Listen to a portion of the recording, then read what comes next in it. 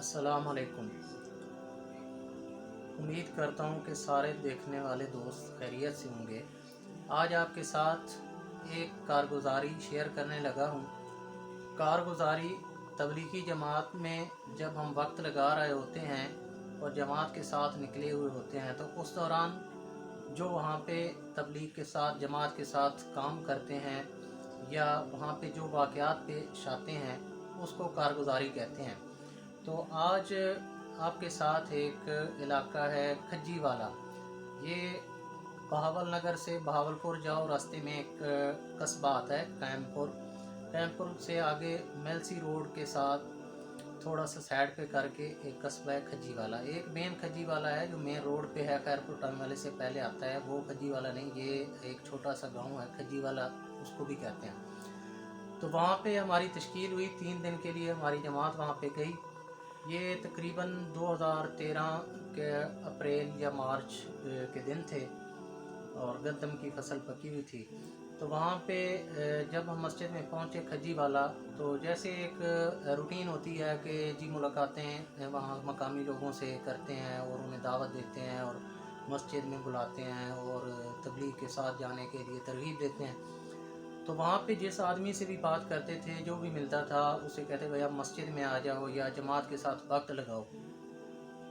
तो वहाँ पे सब लोगों का सिर्फ़ और सिर्फ जो है वो एक ही जवाब होता था कि जनाब फ़याज़ आएगा मस्जिद में तो हम भी आएंगे, फ़याज़ जाएगा जमात के साथ तो हम भी जाएंगे। तो जिसके पास भी जाएँ आगे से ना बस एक ही रटा रटा है जवाब।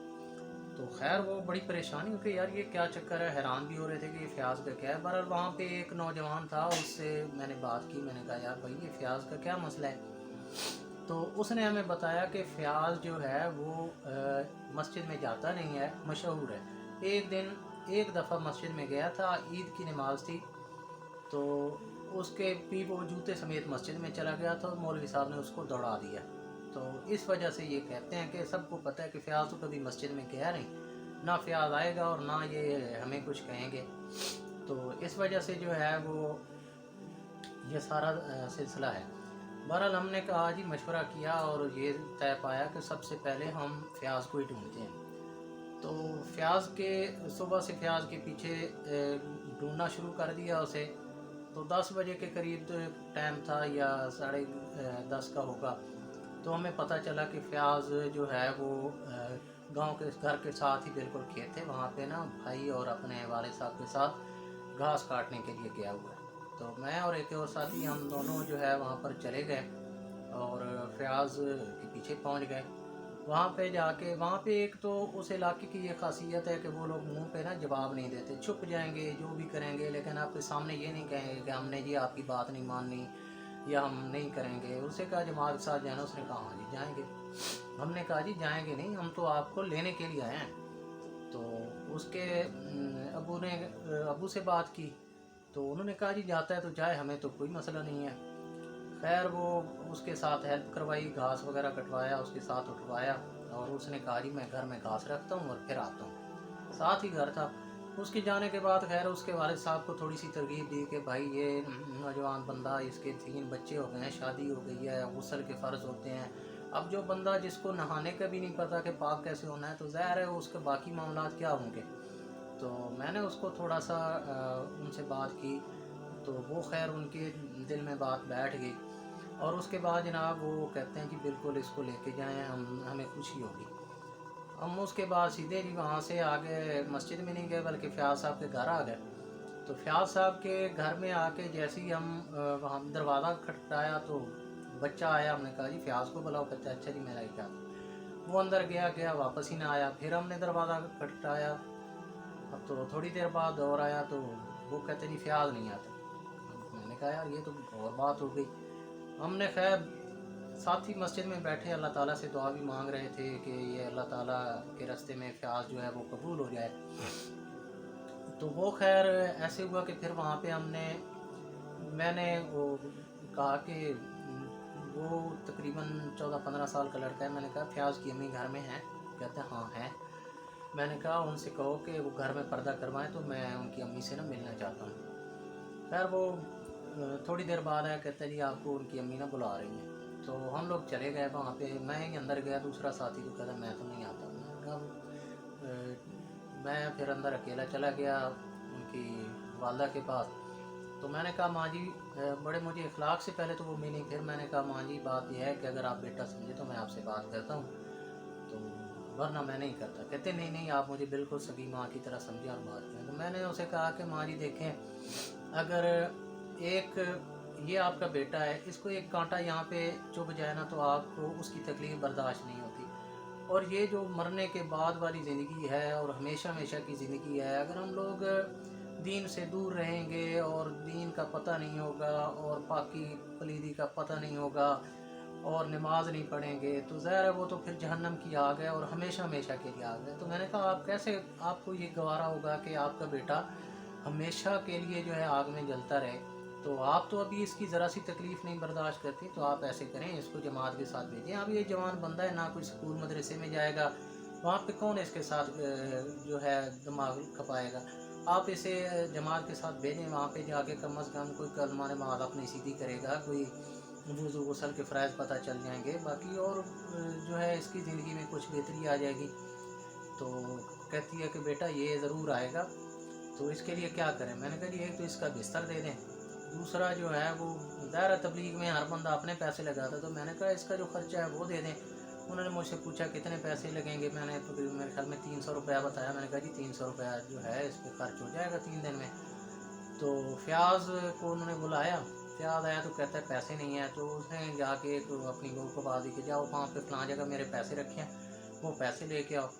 اور انہوں نے بستر اٹھوایا، بستر ہمیں دیا، پیسے دیے. کہتے ہیں بیٹا آپ جاؤ، اب میری ذمہ داری ہے. یہ ابھی مسجد میں آیا تھا، وہ اللہ کا کرنا ایسا ہوا کہ 10-15 منٹ بعد ہی فیاض صاحب مسجد میں آ گئے.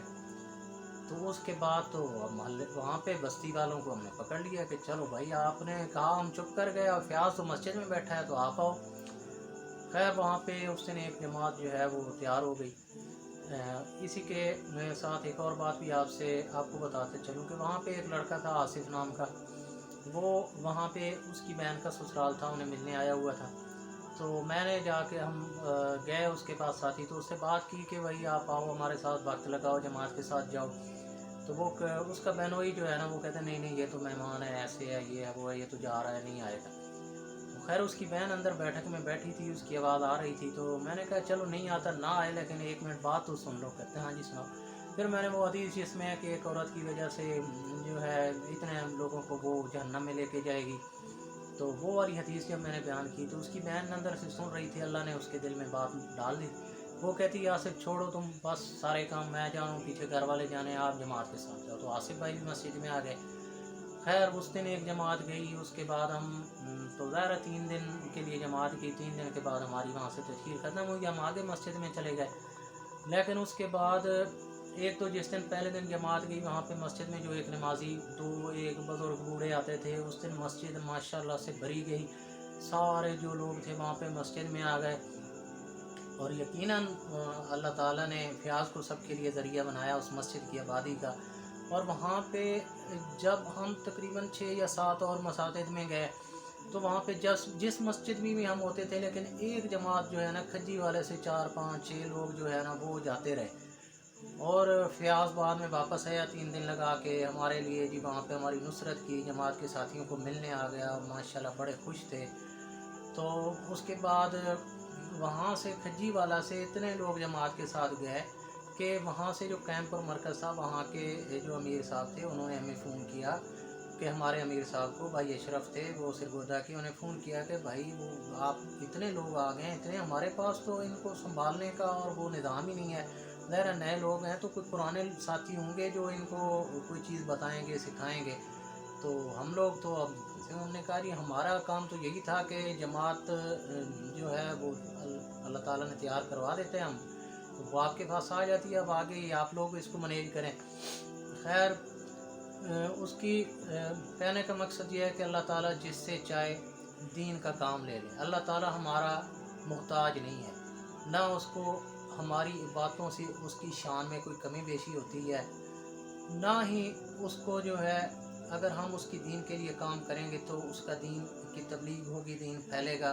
اگر ہم نہیں کریں گے تو نہیں پھیلے گا، ایسا بالکل بھی نہیں ہے. اللہ تعالیٰ نے جو ہمارے ذمہ کام لگائے ہیں یا جو عبادات انسان کے ذمہ لگائی ہیں، اس کا صرف ایک ہی مقصد ہے کہ وہ اللہ تعالیٰ جو ہے اپنے بندے کے درجات اور اس کا مقام بلند کرنا چاہتا ہے۔ بھائی وہ جو ایک مشہور تھا کہ فیاض، مقصد یہ نہیں کہ فیاض کی یا کسی کی بھی کمی کوتاہی، بات یہ ہے کہ جس کو سارے گاؤں والوں نے بدنام کیا ہوا تھا وہی بندہ اس مسجد کی آبادی کا ذریعہ بن گیا، اور وہاں کے سارے نوجوان جو ہے اللہ کے راستے میں نکل گئے، تو وہ سب کا ذریعہ جو ہے اللہ تعالیٰ نے فیاض کو بنا دیا۔ تو بھائی بات یہ ہے کہ اللہ تعالیٰ جس سے چاہے کام لے لیتا ہے، اور ہمیں بھی کوشش کرنی چاہیے۔ اب چونکہ کسی نبی نے تو آنا نہیں، ہمارے نبی کریم صلی اللہ علیہ وآلہ وسلم آخری نبی ہیں، تو یہ دعوت والا کام، تبلیغ والا کام، یہ اب امت کے ذمہ ہے۔ آپ کو جو ساتھی میری بات سن رہے ہیں، دیکھیں آپ کو میری بات سے، میرے طریقہ کار سے، تبلیغی جماعت سے کے طریقہ کار سے اختلاف ہو سکتا ہے، لیکن کام تو برحال یہی ہے۔ آپ جو یعنی کہ جو بھی آپ اعتراض کر لیں، آپ کسی شخص پہ کر سکتے ہیں، کسی یعنی کہ اس کے طریقہ کار پہ کر سکتے ہیں، لیکن تبلیغ کا جو کام ہے، جو دین کی محنت ہے، دین کو پھیلانا ہے، اور جو مسجدوں سے لوگ دور ہیں انہیں مسجدوں کو آباد کرنے کے لیے ان کے لیے کوشش کرنی ہے، یہ تو جو بھی ہے نا، یہ کام یہی ہے۔ اب اگر آپ کو لگتا ہے کہ بھائی میں غلط کر رہا ہوں تو آپ اپنے طریقے سے کریں جو آپ کو لگتا ہے، لیکن یہ مسلمان کی زندگی کا جو ہے نا یہی کام ہے، کیونکہ اللہ تعالیٰ نے قرآن مجید میں بھی فرما دیا، جس کا مفہوم ہے کہ تم میں سے ایک ایسی جماعت ہونی چاہیے جو نیکی کا حکم دے اور برے کاموں سے روکے۔ تو ظاہر ہے یہ کام اللہ تعالیٰ نے ہمارے ذمہ لگا دیا ہے، تو میں بھی ارادہ کرتا ہوں، آپ بھی ارادہ کریں، کوشش کریں کہ ہماری جتنی بھی زندگی باقی ہے، اللہ تعالیٰ نے ہمیں جو زندگی دی ہے، تو ہم خود بھی کوشش کریں گے کہ اللہ تعالیٰ کے حکم اور نبی کریم صلی اللہ علیہ وسلم کے طریقوں کے مطابق اپنی زندگی گزاریں گے، اور جتنا بھی ہو سکا اپنے آس پاس اور تمام امت میں جہاں تک ممکن ہو سکا ہم ارادہ کریں اور کوشش کریں کہ ہم کو اللہ تعالیٰ، اور اللہ تعالیٰ سے مانگے ہوئے کہ یا اللہ تو اس کام کے لیے اور لوگوں کی ہدایت کے لیے اور اللہ اپنے گھروں کی آبادی کے لیے ہمیں ذریعہ بنا لے۔ تو انشاءاللہ زندگی رہی تو پھر کسی اور جو ہے ویڈیو کے ساتھ دوبارہ آپ کی خدمت میں حاضر ہوں گا، تب تک اجازت دیجیے، اللہ حافظ۔